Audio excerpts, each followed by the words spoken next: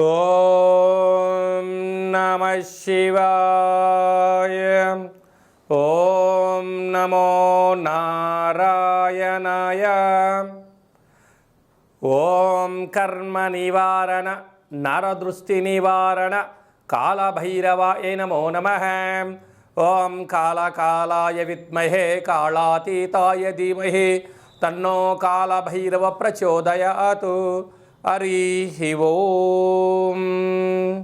మా ఛానల్కి స్వాగతం. చూస్తున్న వీక్షకులకు ప్రేక్షకులకు ప్రియ కాళభైరవ భగవద్బంధులకి స్వాగతం పలుకుతూ మమ్మల్ని ఎంతగానో ఆదరిస్తూ ఉండబడినటువంటి ప్రియ సోదర సోదరీమణులకు, జ్యోతిష్ అభిమానులకు, సనాతన ధర్మ సంరక్షకులకి అందరికన్నా ముందుగా శ్రీ మహాశివరాత్రి పండగ శుభాకాంక్షలు.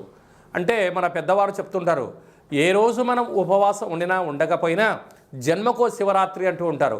కనుక అలాంటి మహాశివరాత్రి రోజున మహాదేవుడి యొక్క స్మరణ, ధ్యానము, అభిషేకము, అర్చన, దర్శనము, మహాదేవుడికి జలాభిషేకము, మహాదేవుడి యొక్క చంద్ర బిల్వదలము, ఏ కార్యక్రమాన్ని చేసినా తెలిసి ఓం నమ శివాయ అన్న, తెలియక ఓం నమ శివాయ అన్న పరమేశ్వరుడి యొక్క కృప కటాక్ష వీక్షణలు మన అందరిపైన ఉండాలని మనం కూడా మనసారా కోరుకుందాం. కలియుగ కాలంలో కష్టాలను, నరదృష్టిని, శత్రు ప్రభావాలను కలిగించేటువంటి అనేక దుష్టగ్రహాలు ప్రవహిస్తూ ఉంటాయి మన అందరిపైనను కూడా. మనల్ని రక్షించే కాళభైరవుడు మన చెంతగా ఉండగా మనకేల చింత. కనుక ఈ మాఘమాసంలో సంపూర్ణమైనటువంటి అసితాంగ కాళభైరవ స్వామికి స్మరణ చేత బ్రహ్మ మనకి ఏదైతే లలాట స్థానంలో రాశాడో వాటిని సంపూర్ణంగా కష్టాలను తొలగించుకొని ఐశ్వర్యప్రదాతమైనటువంటి సువర్ణ అధ్యాయానికి స్వాగతం పలకాలని మనం కూడా మనసారా కోరుకుందాం. 1వ తారీఖు 2వ నెల 2026 నుండి 28/2/2026 వరకు పుట్టినటువంటి వారందరికీ కూడా ముందస్తుగా జన్మదిన శుభాకాంక్షలు. గతంలో వివాహం చేసుకున్న వారికి వివాహ వార్షికోత్సవ శుభాకాంక్షలు. ద్వాదశ రాశుల్లో గ్రహ గమనాలు వీక్షింపచేద్దాం. మిథున రాశిలో దేవగురు బృహస్పతి సంచార స్థితి, సింహరాశిలో కేతు సంచార స్థితి, విశేషంగా మకర రాశిలో చతుర్గ్రహ సంచార స్థితి ఎన్నడూ లేని విధంగా కన్నీ విని ఎరుగని రీతిలో మకర రాశిలో చతుర్గ్రహ సంచార స్థితి ఈ మహాశివరాత్రి సందర్భంగా మాస ప్రారంభంలో జరుగుతుందని చెప్పి గమనించాలి. ఆత్మకారకుడు రవి, రుణరోగ శత్రుకారకుడు కుజుడు, బుద్ధికారకుడు బుధుడు, కలత్రతకారకుడు శుక్రుడు మకర రాశిలో సంచార స్థితి. రవి బుధులు కలిసి ఉండడం వలన బుధాదిత్య రాజయోగము అని చెప్పి జ్యోతిష్య శాస్త్రం మనకు బోధిస్తుంది. కుంభరాశిలో రాహు సంచార స్థితి, మీనరాశిలో శని సంచార స్థితితో ద్వాదశ రాశుల్లో గ్రహ గమనాలు ఈ విధంగా ఉన్నాయి.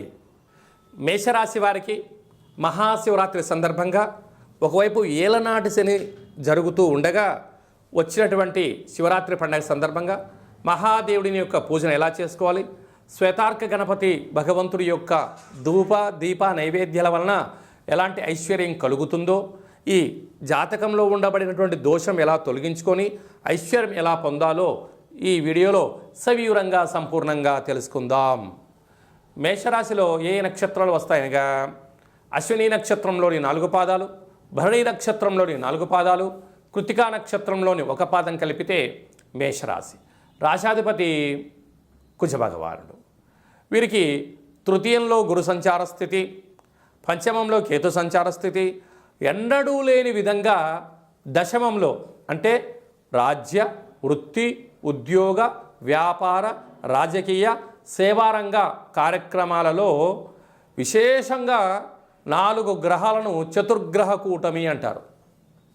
అలాగే చతుర్గ్రహ కూటమి సంచార స్థితిలో ఉండగా వచ్చినటువంటి మనకు ఈ మాఘమాసంలో కనుక వీలైనంత వరకు ఉద్యోగంలో ఎందుకనగా రవికి శని భగవాను యొక్క స్వక్షేత్ర గృహంలో రవి భగవానుడు సంచారం చేయడం వల్ల శత్రుస్థానము, రవితో కలిసినటువంటి బుధుడు, రవి బుధుడు కలిపితే బుధాదిత్య రాజయోగము అంటారు.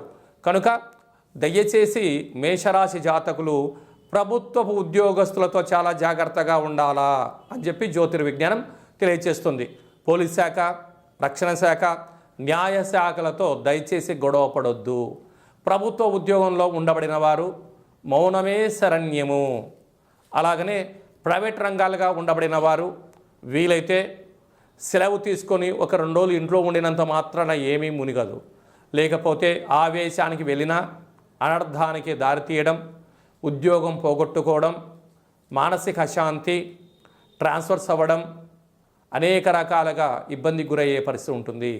అక్కడే కుజ భగవానుడు, శుక్ర భగవానుడు ఉండడం వలన ధనపరమైనటువంటి బ్యాంకు లావాదేవీలు, ఓటీపీలలో కూడా డబ్బుల్ని, బంగారాభరణాలను తస్కరించబడేటువంటి, దొంగలించబడే పరిస్థితి అధికంగా కనపడుతుంది.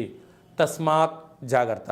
కనుక ఇలాంటి కాల సమయంలో మహాదేవుడికి విశేషంగా ఎర్రటి కుంకుమ కలిగినటువంటి నీటితో అభిషేకము, అలాగనే మనకు మాఘ పూర్ణిమ సందర్భంగా తెల్ల జిల్లెడు వృక్షం దగ్గర ఎరుపు ఒత్తులతో దీపాన్ని పెట్టడము, శక్తి కలిగితే కందిపప్పులను లేకుండా నవధాన్యములతో కూడుకున్న దీపాన్ని ఏర్పాటు చేసి కాలభైరవ స్వామి వారి యొక్క అష్టకాన్ని చదవడము, తదనంతరం ఈ నవధాన్యాలను తీసుకుని వెళ్ళి గోమాతకు సమర్పించడం వలన ఒకవైపు ఉండబడిన ఏలనాటి శని, రాజ్యస్థానంలో చతుర్గ్రహ దోషము, అనేక దోషాలు తొలగిపోతాయి.